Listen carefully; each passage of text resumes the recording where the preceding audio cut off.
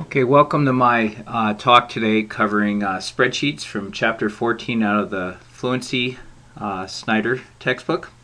And we're going to talk today just kind of some basics of spreadsheets. I got a little project for you to work on, but I thought I'd start out with this first little lecture just to kind of give you an overview of it. There'll be a second little lecture in the next lesson that will kind of speak more to specific functions from spreadsheets. So I'll go ahead and start out today with just kind of an introduction here. So spreadsheets are really great for modeling data. In fact, I teach a whole class on data modeling, and there's several other classes, and it's a really a great subject area, a very very deep subject area with lots of different applications all over the place. All right, so when we organize our data, we put things, we arrange it like we would in maybe on a piece of ledger paper. If I'm going to send around a little questionnaire or something, I ask everybody to put their name at the top of the paper and maybe their phone number. So I'll put a couple headings there, and then on each line I will pass the paper around the room, and somebody puts their name in one column and then their phone number in the second column, and then across horizontally that forms a record, somebody's name and phone number, and I can start collecting something like an address list or a phone number list, contact list, that type of stuff. So with spreadsheets, we put everything in an array, and a spreadsheet's just an array of these particular cells here. And here's a couple examples of here that I think they have some different birds, if I'm understanding this correctly, and you can see that they kind of spill over in the top figure, and in the bottom figure it really shows that they are in just one cell. All right. Some of the useful things we can do with spreadsheets: we can sort data, we can sort it, alphabetize it, or sort it chronologically, reverse order, or ascending order. Okay.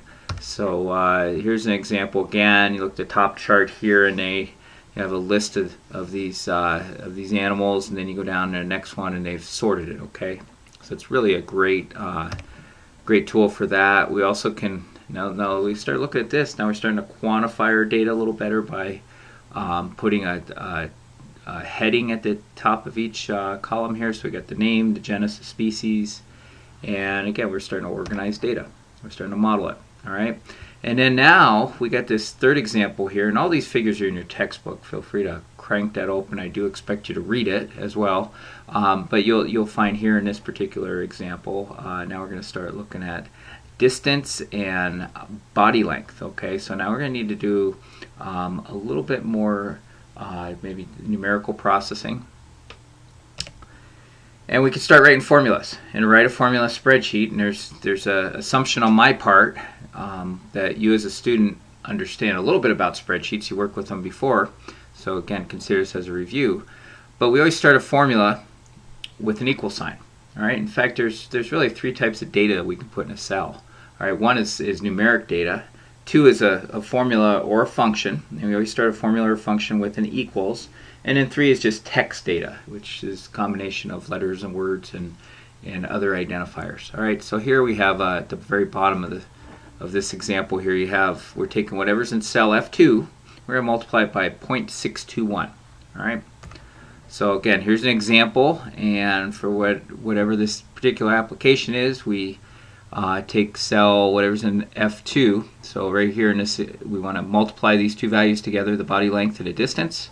Rather than say 13,500 times 0.52, we say equals whatever's in cell F2, and we multiply that by whatever's in this particular scalar is. All right, in this case it's 0.621. All right, and so we get a distance.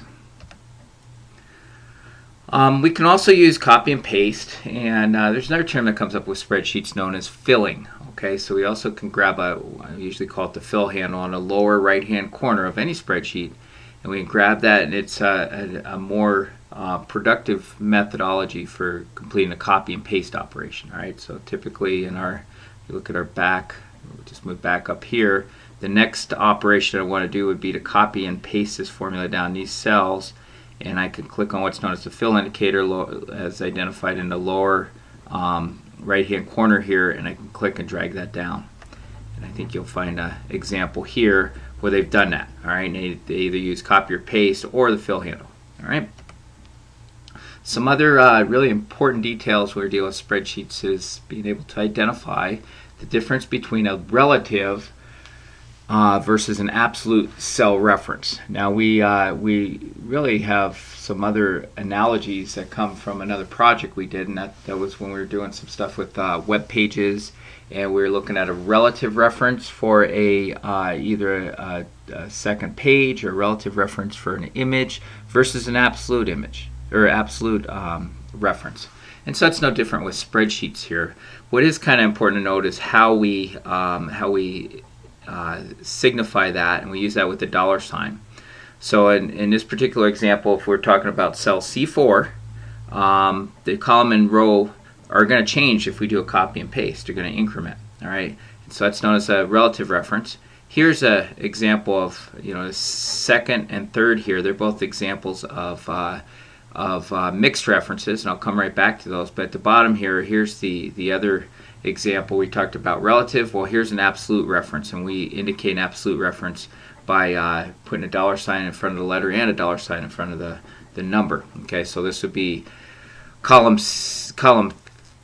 Well, I got column 3 here. Always the third column. Well, I'll call it column C and row 4. All right, and so it'll never change. Here, this is known as a mixed reference, where it will always be column C, and the row may change depending upon how we do the fill handle or the copy and paste. Here we have a relative column, but an absolute row. All right, so it'll always be row 4. And we'll see some different applications as we go through this. All right, so here in this particular application, we just do a copy and paste, and since this is a relative reference, notice how it increments. It goes from F2 to F3 to F4. And so we'll do an example with this. We're working mostly with relative references, and that's usually the default. We have to identify that we want to do an absolute reference or a mixed reference to get that to change. All right. Another important, characteristic of spreadsheets is that we can control the format of the data, and it's really important we do this if we want to kind of make our data more sensible for our whoever our audience is. So here we have this little formula we created with the flying score, and as we look through this, you notice that depend upon the numbers here, you kind of get some wacky decimals at the end of it here. All right, and so we want to maybe quantify. We just want to know what the score without any decimal indicators after it, so we can control that by formatting. All right, it's really important when we start looking at areas with we're dealing with currency, dealing with percentages. We'll have a little assignment that goes over that as well. But that's all controlled by formatting. So one of the things I always tell folks with their spreadsheets, you do all the hard work on it. The formatting stuff is really easy, but it's also very critical to make your case for whatever the purpose of the spreadsheet is. So it's really that kind of last little detail. Don't overlook it. Okay, make sure we get her done. Another thing that we do here is spreadsheets are great to bring data in. In fact, really common for the people, say in accounting at the university, that they'll be working with.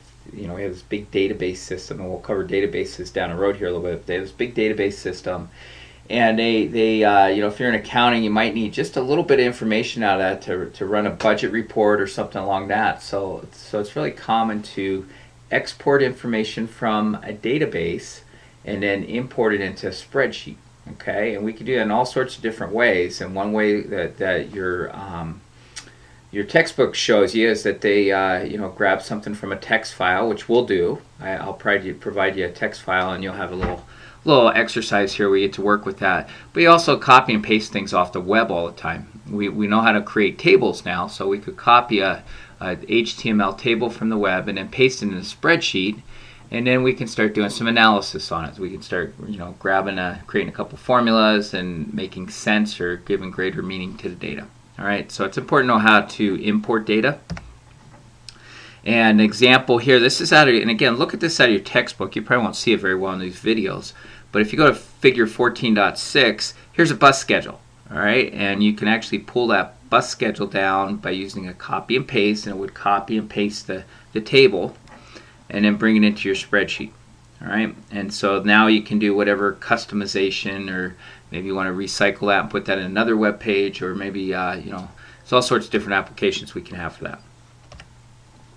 All right, once we get information that we've imported in, I always think that there's a cleansing process that we need to do with our data, where we need to take our data and maybe we need to go in and just manipulate it by hand, or maybe we use some functions to combine some some of the different extract some of the different data and put it in a different format. So here's something that has to do with I believe movies and Academy Awards and their directors and the year that they were produced and all that. So you got this data here. It's separated by columns. Notice how it's organized here. So here's the piece of data, which would probably be the movie name. Here's a comma, which separates, and this comma is just known as a comma delimited file. And comma delimited files are great because record is on a row, just like in a spreadsheet, but columns are separated by commas. All right, and that's the way this one is organized. And if we were to take that and import it into a spreadsheet, well, it looks something like this. All right, and now we're using what's known as a delimited text file. All right, really important concept as far as bringing data in a spreadsheet. Okay, so we'll have an example here. Oh, and here's this last slide here. And again, look at your textbook and just kind of walk yourself through this, where they've taken you got the same information and they've kind of morphed it to give greater meaning to it. And sometimes you kind of move around some columns. Sometimes maybe you want to insert a column and then combine a couple values. There's lots of different ways that you can dice this up. But take a look at their progression from A to D here and just kind of see how the author of the spreadsheet's trying to make greater sense out of it. All right, so this assignment that you have, I'm going to have you use, rather than Excel or whatever the Apple product is, I'm sorry, I can't remember what it is, or OpenOffice, we're going to use something in the cloud, and I'll have you all create a Google Docs account, and we'll use the Google Docs. If you haven't used it, it's a great tool. But we'll use their spreadsheet, and I'll have you work with that a little bit. You have to import a text file into that, and then I think we're working with some older census data, and we'll take a look at some census data and run some statistical information on it. Interesting thing about Google Docs is when you go to print, it actually prints it as a PDF file. All right, because it is a cloud application, so you'll have a series of PDF files to turn in as which lends itself well to online learning, of course, to turn in for your final product.